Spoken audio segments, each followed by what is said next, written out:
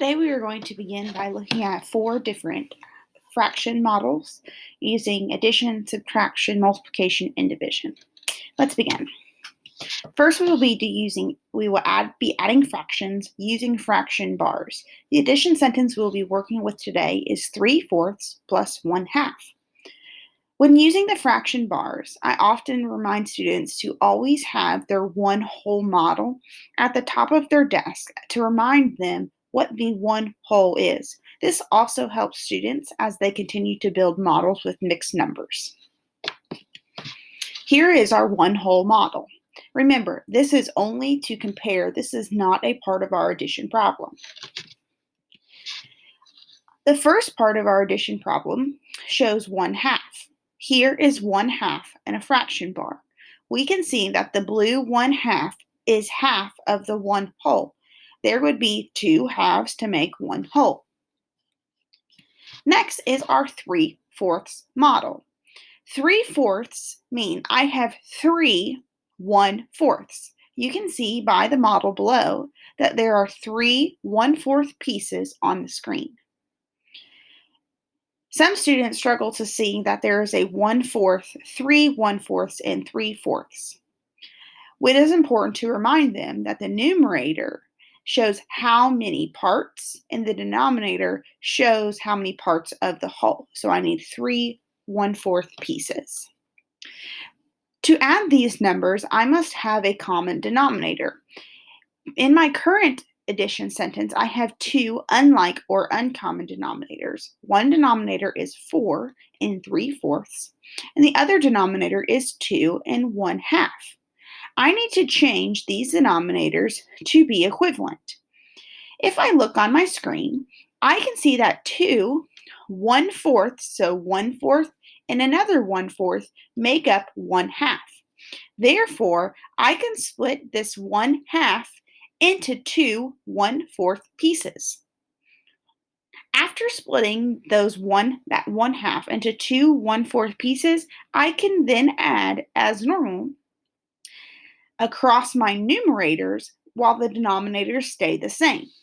Here I can just now count the 1/4 pieces I have. 1/4, 2/4, 3/4, 4/4, and 5/4. 5/4 would become a mixed number. 5/4 would equal 1 and 1/4.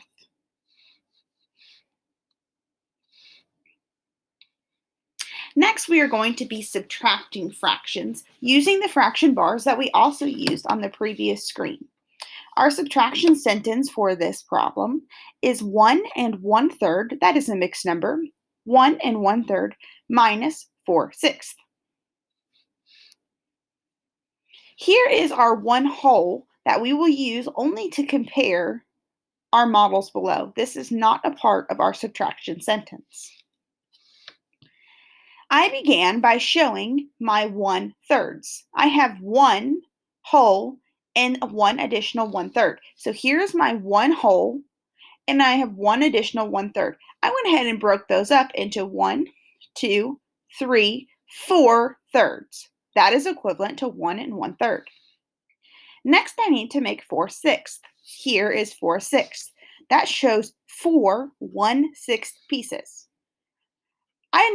In order to subtract these successfully, I must have common denominators. Currently, my denominators are uncommon or unlike. You can see here in the red circle that there are 2 6 that equal 1/3. 2 6 can equal 1/3. So my common denominator will be 6.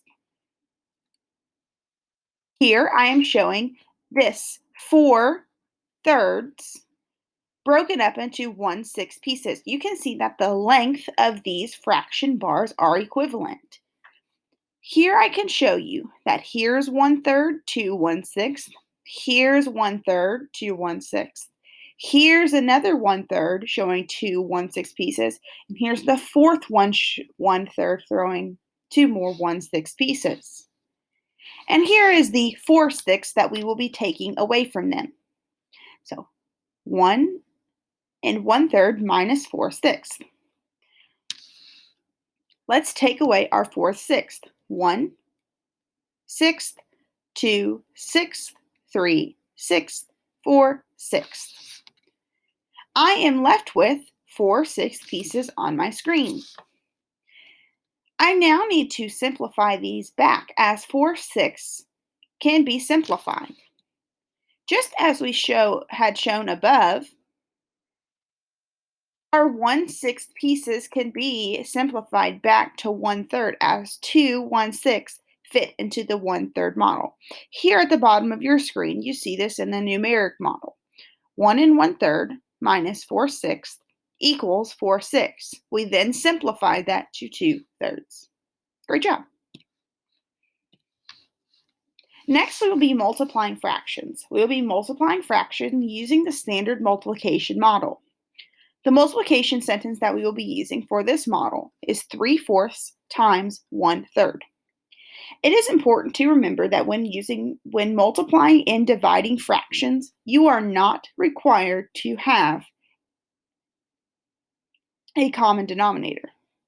Correction, when multiplying fractions, you do not have to have a common denominator, especially in the standard model. When we multiply, we always multiply across as though we are reading. The same is true as we multiply fractions. Here is what this would show. My 3 and my 1 would be multiplied if I multiplied across. I would first multiply numerators and then multiply denominators. 3 times 1 would equal 3. 4 times 3 equals 12. My numerators stay in the same position and my denominators stay in the same position. I just multiplied as standard multiplication rules across the numerator and across the denominator. We then can simplify 3/12.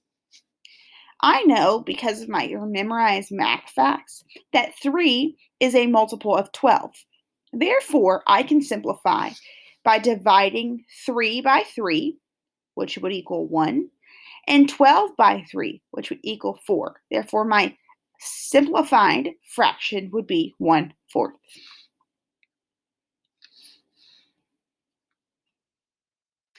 Finally, we are going to be dividing fractions using colored regions. Our division problem we are going to be using is 2/3 divided by 1/6. We can restate this division sentence as 4 sixths divided by 1/6 using common denominators. We can also read this division sentence as how many 1/6 are in 4 sixths. And I think that sentence gives us our best chance to understand really what we are looking at with these colored regions. So first I just need to build my colored regions. I am dealing with sixths. Here is my model showing 6 parts. Here is the one whole square split into 6 parts. 1, 2, 3, 4, 5, 6. And I have 4 sixths shown here with the yellow model. There are 4 yellow colored regions in the 6 colored region of the 6 white regions. That is showing 4 sixths. Then I need to find out how many 1/6 are in this 4 sixths. And so I'm going to count my 1/6 pieces. 1, 2, 3, 4. There are 4 1/6 pieces in 4 sixths. This was shown using the colored regions model.